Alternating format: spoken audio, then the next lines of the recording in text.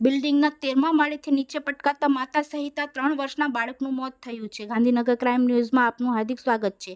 આ દુઃખદ ઘટના સામે આવી છે સુરતના ભીમરાણ વિસ્તારમાંથી, જ્યાં મોડી સાંજે મૃતક મહિલા પૂજાબેન તેમના પુત્ર કિશિવને લઈ બિલ્ડિંગના સિવિંગમાં 13મા માળે ડ્રેસ સીવડાવવા માટે ગઈ હતી અને અગમ્ય કારણોસર મહિલા પુત્ર સાથે 13મા માળેથી નીચે પટકાઈ હતી અને ઘટના સ્થળે જ માતા સહિત પુત્રનું મોત થયું હતું.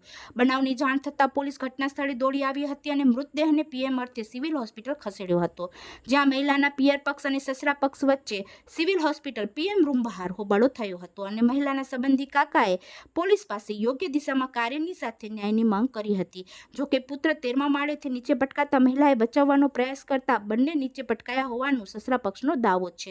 ત્યારે 13મા માળેથી મૃતક મહિલા પૂજાબેન અને તેમના પુત્ર કિશિવ સાથે કોઈ કારણસર નીચે પટકાયા કે આપઘાત, તે તો પોલીસ તપાસ બાદ જ બહાર આવશે. પણ હાલ અણધડ પોલીસે ગુનો નોંધી વધુ તપાસ હાથ ધરી છે. પ્રાપ્ત માહિતી અનુસાર મહિલાના પતિનું નામ નિલેશ કુમાર પટેલ છે, જેઓ લુમ્સનું કારખાનું ચલાવે છે. જેઓ મૂળ મહેસાણાના વતની છે અને ભીમરાણ માંતણ હિલ્સમાં એ વિંગમાં 6ઠ્ઠા માળે રહેતા હતા.